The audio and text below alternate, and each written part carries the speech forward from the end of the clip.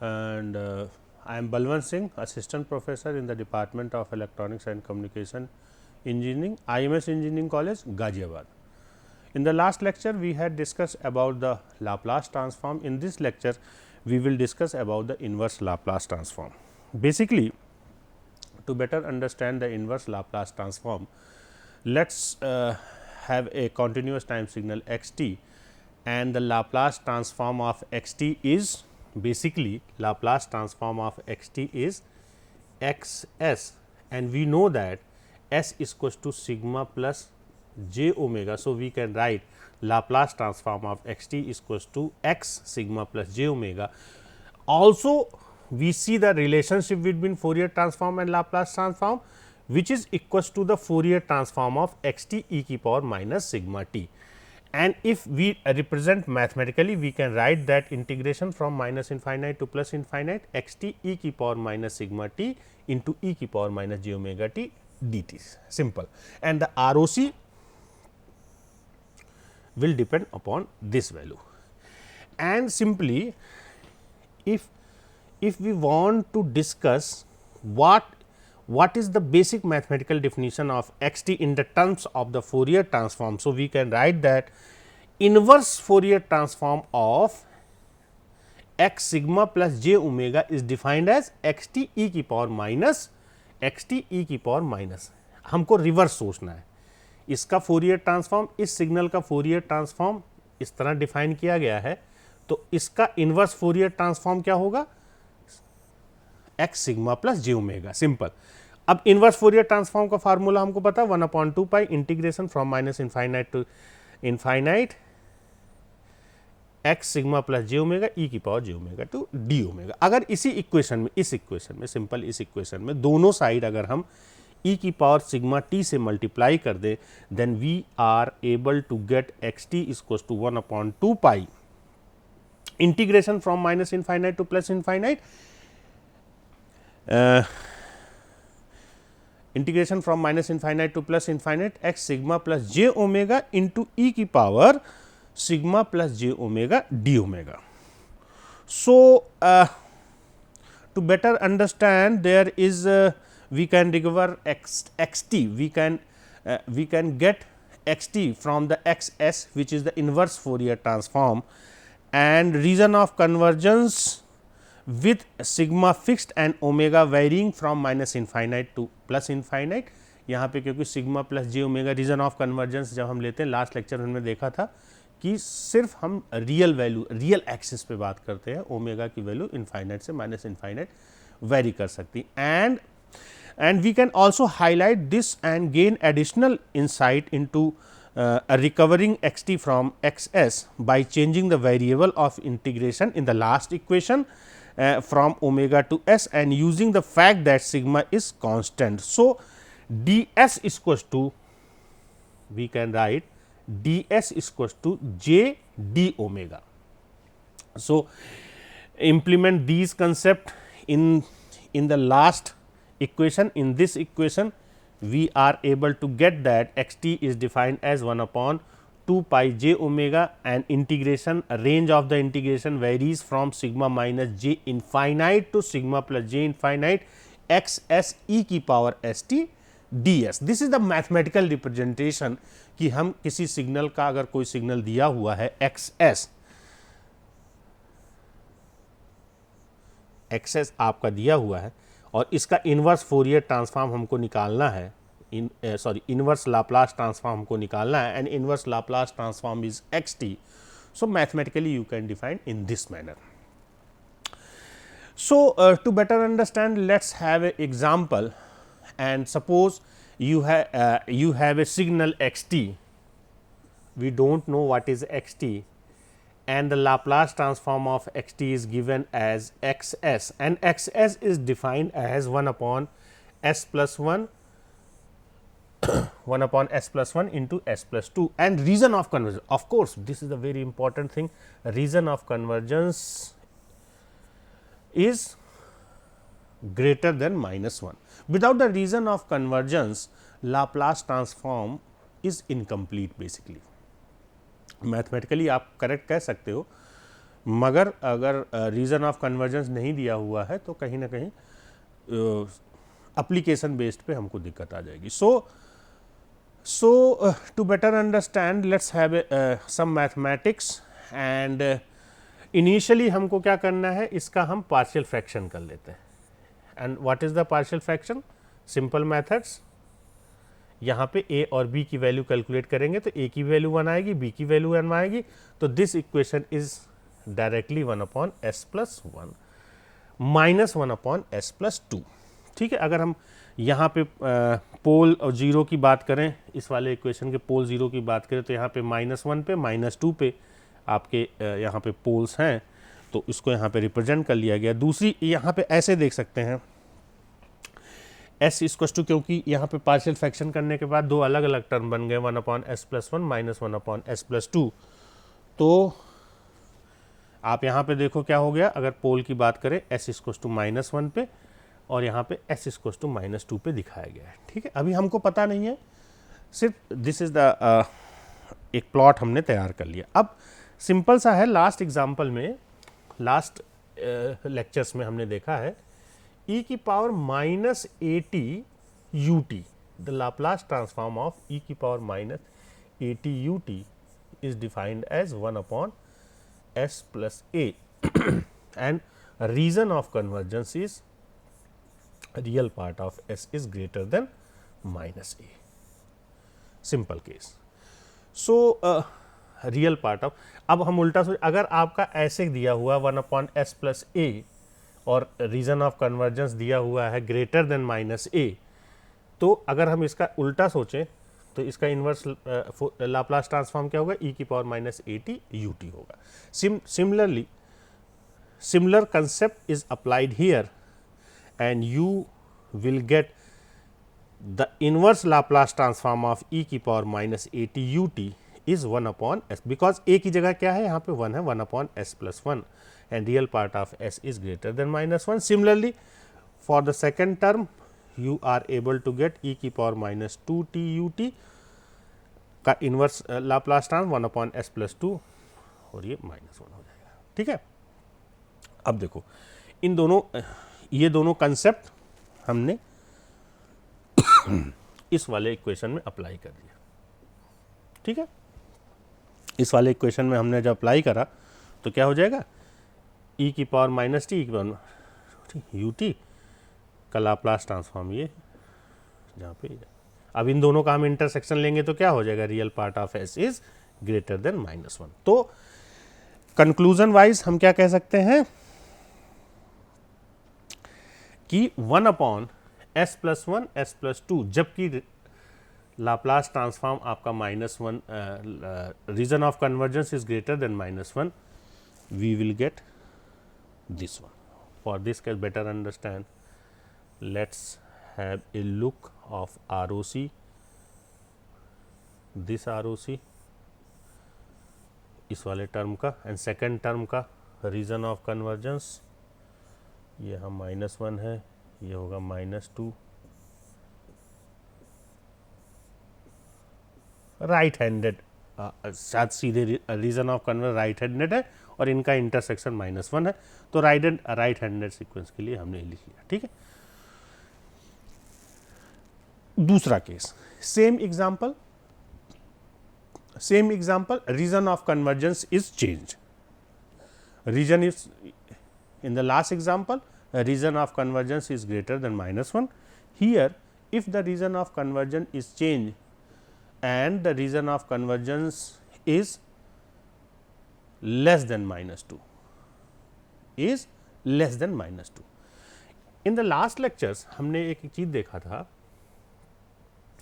-e की power -at u minus t, इसका हमने लाप्लास ट्रांसफॉर्म निकाला था. तो हमारा जो लाप्लास ट्रांसफॉर्म निकल के आया था वो आया था 1 अपॉन s प्लस a, और region of convergence, real part of s is less than -a. ठीक. अब देखो, real part of s is less than -2, जो हमारा पूरा सिग्नल जो दिया हुआ है xs, इज लेस देन -2 है, ये है -1 और ये है -2।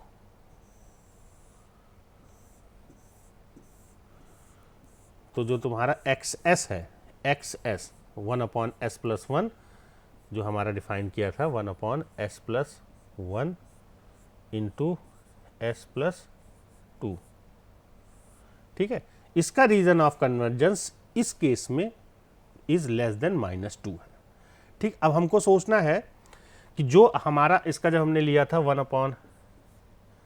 इसका जब हमने पार्शियल फ्रैक्शन किया था देन 1/s+1 माइनस 1/s+2 आया था। तो हमको ये सोचना है अब 1/s+1 को इंडिविजुअली इसका इन्वर्स लाप्लास ट्रांसफॉर्म क्या होगा कि रीजन ऑफ कन्वर्जेंस ये आपका इंक्लूड हो। तो आपके पास दो केसेस है। इसका अगर रीजन ऑफ कन्वर्जेंस देखें तो एक तो आपका ये रीजन ऑफ कन्वर्जेंस, दूसरा इसी का सेम अगर ये वाला फार्मूले से हम सोचें तो दूसरा रीजन ऑफ कन्वर्जेंस ये भी हो सकता है आपका दिस वन। तो क्लियरली इन दोनों फिगर को अगर हम ध्यान से देखें तो दिस इज एक्सेप्टेबल। क्यों? क्योंकि ये आपका इस रीजन ऑफ कन्वर्जेंस में इंक्लूड हो सकता है। सिमिलरली अगर हम 1/s+2 के लिए बात करें तो ये वाला रीजन ऑफ कन्वर्जेंस सपोज करो ये -1 की जगह -2 है, यही तो होगा, तो कोई फर्क थोड़ी ना पड़ेगा। -1 की जगह -2 है तो ये एक्सेप्टेबल होगा। तो इसी वजह से हमने क्या करा, इस फार्मूला का यूज़ किया और e की पावर माइनस e की पावर -t u - t का लाप्लास ट्रांसफॉर्म 1/s+1 जबकि region of convergence is less than -1। अब इन दोनों का इंटरसेक्शन क्या होगा अगर हम देखें तो इन दोनों का इंटरसेक्शन क्या होगा, यही तो होगा। तो आपका 1/s+1 this is silly mistake 1/s+2 इसका अगर हम इन्वर्स फोरियर ट्रांसफॉर्म लेंगे तो इस केस में जबकि region of convergence is less than -2 है आपका आएगा -e की पावर -t प्लस e की power -2t u - t। Simple. देखो रीजन ऑफ कन्वर्जेंस चेंज होने से आपकी मैथमेटिक्स चेंज हो गई। तीसरा केस हम लेते हैं, एग्जाम्पल सेम। अभी रीजन ऑफ कन्वर्जेंस क्या है, -1 और -2 के बीच में है। अगर हम इसको यहाँ पे बनाएं रीजन ऑफ कन्वर्जेंस ये है आपका -1 और ये है आपका -2, इसके बीच में। अब हमको सोचना है कि देखो 1/s+1 सिमिलरली 1/s+1 यहाँ पे अच्छे से हम समझें 1/s+1 का जो टर्म है उसके दो पॉसिबल है रीजन ऑफ कन्वर्जेंस, एक तो राइट हैंडेड और दूसरा लेफ्ट हैंडेड। एक तो आपका ये और दूसरा आपका ये। इस केस को अगर आप देखो तो इन दोनों में से आपका ये वाला एक्सेप्टेबल है। क्यों? -1 यहाँ पे है, left handed region of convergency acceptable है। सिमिलरली 1/s+2 का देखें -1 -2 इसका भी एक राइट हैंडेड रीजन आपका कवर करेगा और एक लेफ्ट हैंडेड कवर। इस केस में अगर ध्यान से इससे कंपेयर करो तो ये वाला एक्सेप्टेबल है, ठीक है। तो पहला वाला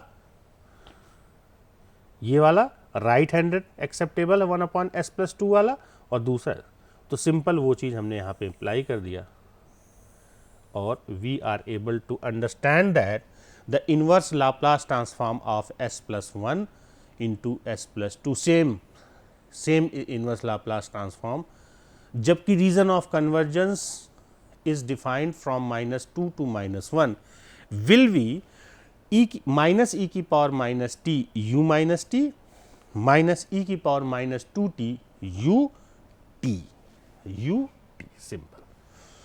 तो रीजन ऑफ कन्वर्जेंस चेंज होने से सारी चीज़ें ऑटोमेटिकली टाइम डोमेन में चेंज हो जाती। तो यहाँ पे हम समझते हैं properties of the Fourier transform simple, जैसे डिस्क्रीट टाइम फोरियर ट्रांसफॉर्म का था, कॉन्टिन्यूस टाइम फोरियर ट्रांसफॉर्म की प्रॉपर्टीज़ और डेरिवेशन हमने देखे थे, सेम यहाँ पे है. So let's have a quick look on the properties of the Laplace transform. First one is the linearity property in the, and which is defined if you have a signal x1t, simple, and you are performing Laplace transform, you have a signal x1t, then you, इस case में if you are getting the Laplace x1t is x1s, you have another signal x2t and the Laplace transform is x2s. तो linearity property के according अगर हम linear combination डाल दें, यानी a x1t, ये दोनों इनपुट का लीनियर कॉम्बिनेशन, दो से ज़्यादा भी इनपुट हो सकते हैं, प्लस b x2t, तो आपका जो लाप्लास ट्रांसफॉर्म आएगा वो आएगा a x1s plus b x2x. फार्मूले में हम रख के सिंपल इसका डेरिवेशन देख सकते हैं, no need to explain again. Next property is the time shifting property. If you have a signal xt and the Laplace transform of xt is xs, ये लाप्लास ट्रांसफॉर्म है, you have a signal xt and the Laplace transform is defined as xs. तो यहाँ पे इस property के according if you are, जो आपका signal था उसको शिफ्ट करते, चाहे राइट शिफ्ट करें चाहे लेफ्ट शिफ्ट करें, सपोज करो हम x t minus t naught कर दें, then you will get e की power minus s t naught. मतलब ये सिग्नल जो आपका जनरेट हो रहा है according to this shifting quantity x s. Same signal है, ध्यान रखना है हमको, सेम सिग्नल को अगर आप शिफ्ट कर रहे हो तो आप का ये आपका सिग्नल जनरेट होगा, which is defined as time shifting.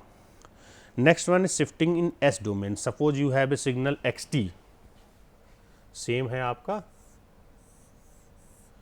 Laplace transform है, and you have a signal x t. Similarly अगर इसका लाप्लास ट्रांसफॉर्म आपका एक्स एस आ रहा है, तो according to this property if you are going to calculate the Laplace transform of e की power s naught t x t will be x minus s naught. Of course, the region of convergence will be R. What is R? R is the region of convergence of this signal plus real part of s naught. Similarly, next property is time scaling property.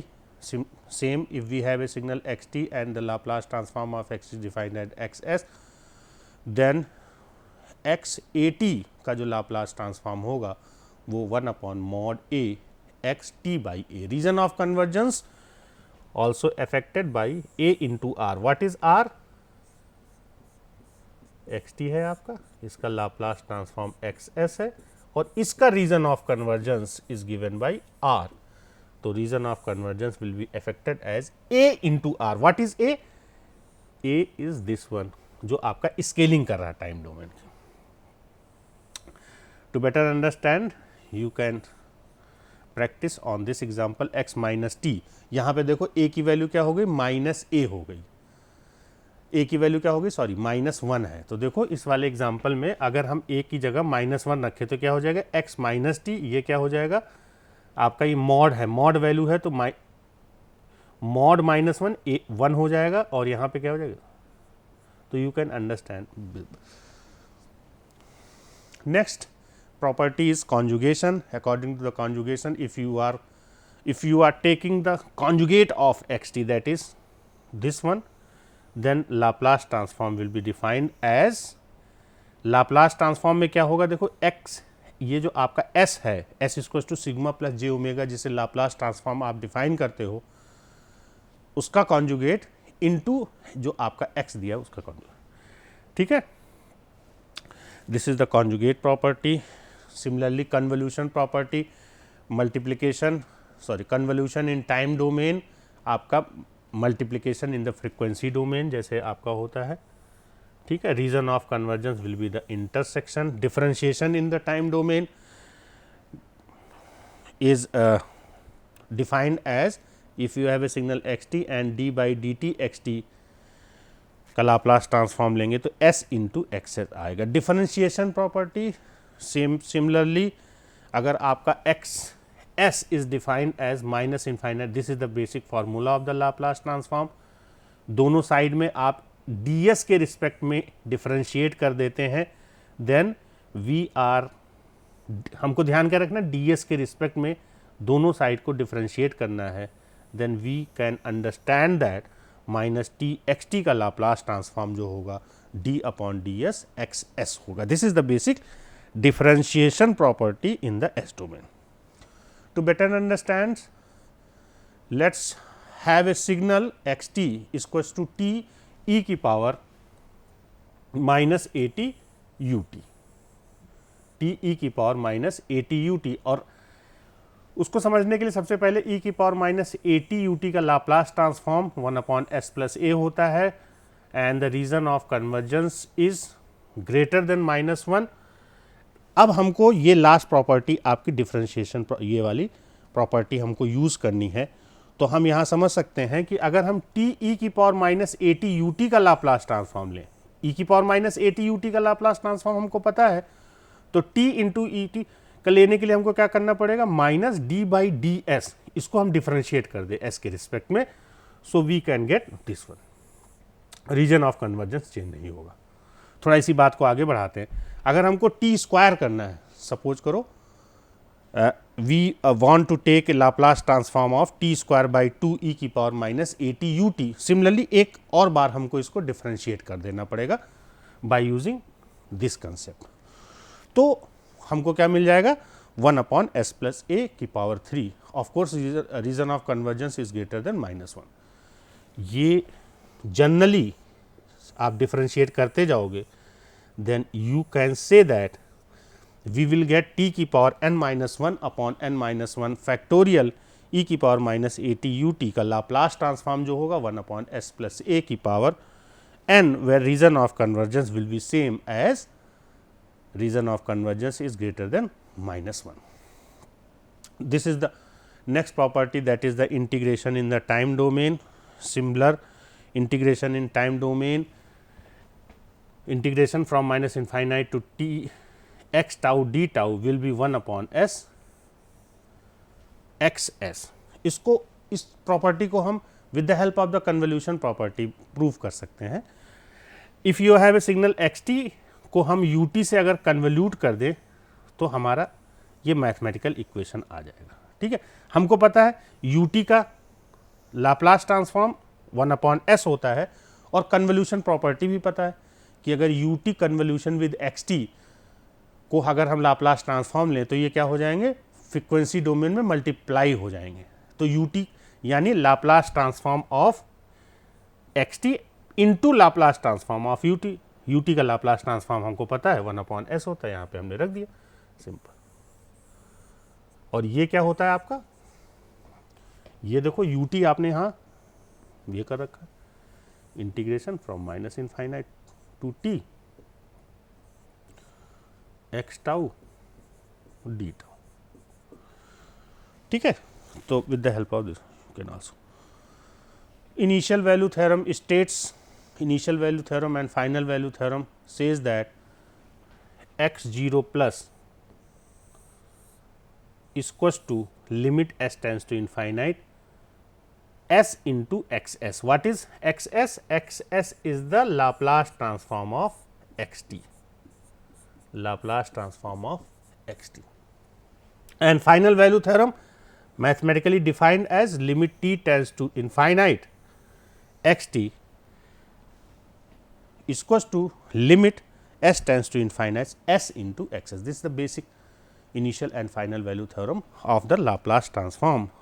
To better understand, let us have a signal which is defined, mathematically defined as this manner. ये example हमने last lecture में किया है। इसका Laplace transform निकाला था हमने last lecture में, ये आता है region of convergence is this one, तो यहाँ पे अगर हमको इनिशियल वैल्यू थ्योरम निकालना है तो if we take this concept mathematical concept, then we are able to get the x0 value, initial value of the given signal xt will be 2. So, in this lecture we had discussed initial properties of the Laplace transform and basic inverse Fourier, basic inverse Laplace transform. So, thank you very much.